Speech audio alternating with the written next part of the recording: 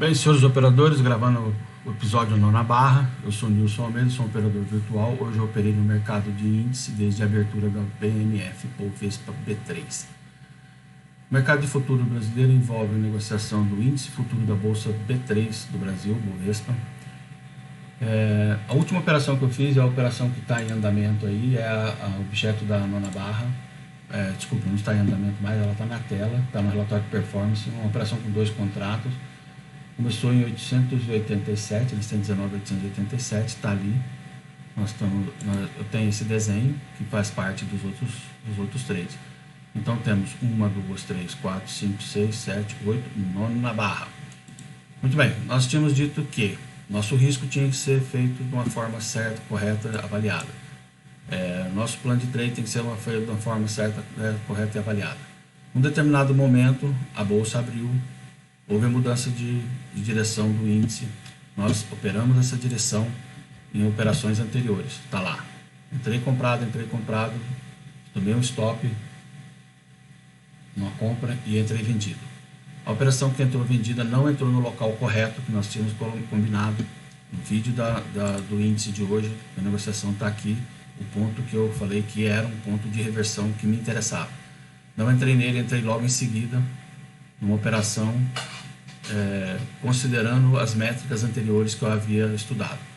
Então essas métricas foram motivos de estudo enquanto o trade andava, até que em um determinado momento eu saí da operação.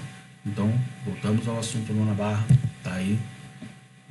O trade foi estopado nessa linha, nessa retração, porque o trailing stop nos trouxe até aqui. 1, 2, trailing stop até aqui.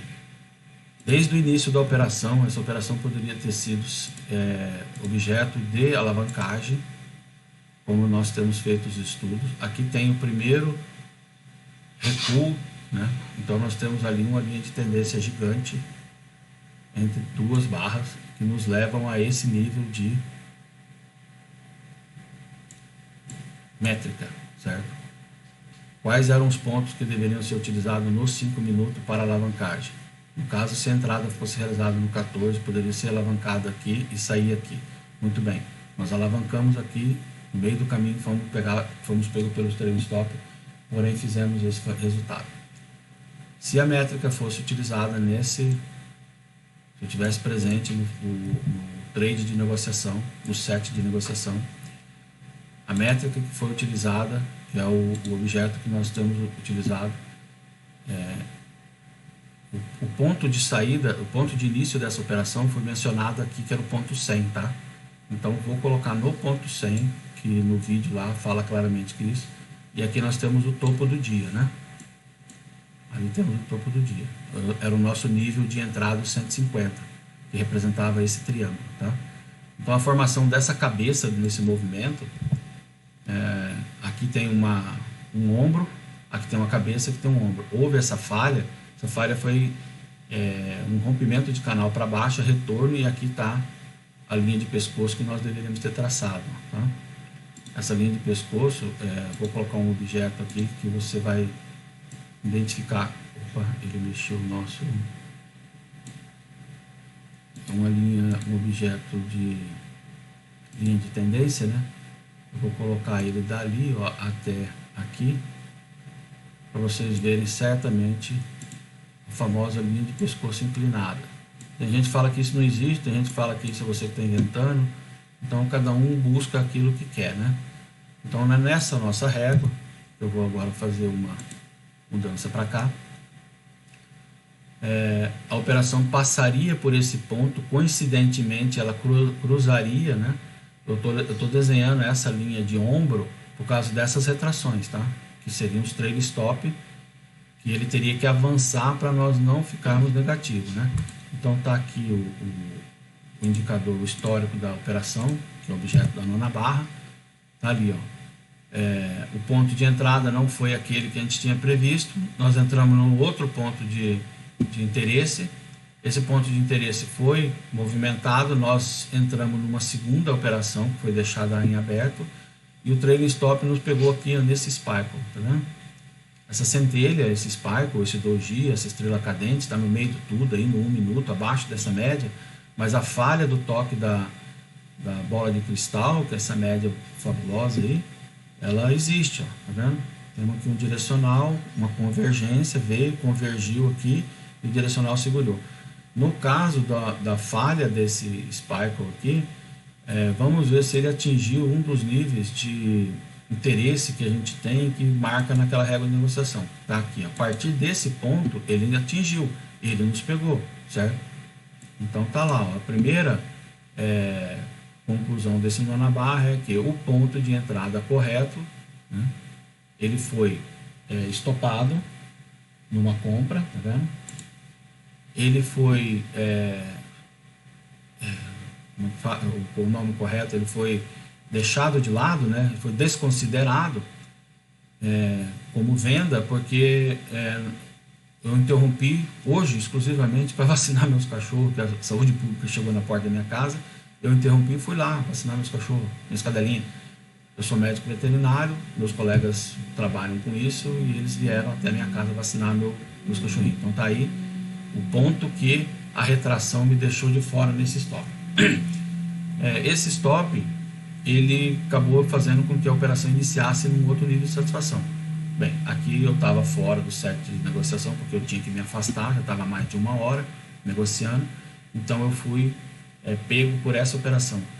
Essa barra daria uma visão de que o nível de satisfação poderia ter sido dobrado e voltado para o ponto inicial da operação, né? Então esse spike eu não pegaria, porque o ponto de negociação estava acima da barra, acima da média descendente dos 72.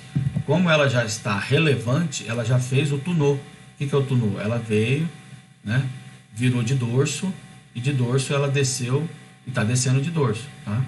Tunô é uma manobra aérea que equivale à rolagem do barril. Então aqui acabou a festa e aqui o barril rolou, tá? Acabou o chopp ali, né? O barril de chopp está rolando aí. Então o tunô, que é essa visão aqui de a barra faz aqui, a barra numa média 72 faz aquela pequena giro para cima. O tunô é uma manobra para você fugir do inimigo que está atrás de você. Então você começa a girar em eixo, sempre na velocidade que você está. Você não reduz a sua velocidade, você continua a girar em eixo até que ele percebe que você está girando. Você já está atrasando em relação à velocidade que ele está. Ele te overshoota, ele passa por você e você entra na cauda dele. Quem que é você? Quem que é ele? Ele é o seu inimigo preço. Você é a sua firmeza em negociar, considerando um indicativo. Então você tem que ter firmeza. Então você vem, faz o tunô, reverte, né? Ele não te pega e você segue agora atrás dele, tá? Uma manobra muito bonita para a nona barra. A nona barra foi estopada. Agradeço a atenção de vocês. Vamos voltar à situação que nós tínhamos dito. Está aqui. A operação iniciou. Vou aumentar um pouquinho para contar as barras, tá? Aqui. A operação iniciou aqui neste ponto. Então foi a primeira, segunda, terceira, quarta, quinta, sexta, sétima, oitava, nona barra. Piercing line. Preço ainda continua em decadência, né? No caso, esse pequeno movimento que foi desenhado ali, que seria muito difícil de ser alcançado, essa estratégia de ser preparada, né? Então pega-se o topo e pega-se o topo imediatamente posterior mais baixo. Então a gente vai pegar, como houve essa retração aqui, nós vamos considerar essa entrada aqui, porque essa aqui foi muito rápida e muito aguda, então era muito risco, né? Então essa diminui o risco. Tá aí, a entrada correta seria aqui, no ponto onde nós entramos. Você está no lugar certo. E alavancamos aqui, que era um ponto de interesse da que nós estudamos antes. Então o que deu errado aqui foi uma única coisa: a falta de estar frente ao mercado, reagir ao mercado, ou seja, a falta de estar no set de negociação, a falta de administrar o seu estudo, a sua coragem, a sua vontade. Obrigado. Lembro, senhores, que para ser um agente autônomo de investimento, você deve estudar o mercado e certificar-se junto às organizações competentes. Para negociar em bolsa, faça a mesma coisa. Procure um agente autônomo de investimento, procure uma corretora credenciada em bolsa para negociar mini índice, mini dólar na Bolsa de Valores de São Paulo. Procure somente agentes credenciados e corretoras credenciadas. Faça o disclaimer, leia os disclaimers de suas plataformas, leia os disclaimers das suas corretoras. Gerencie o seu capital para que você tenha ganho de confiança, ganhos de capital e ganhos de qualidade de vida. Obrigado.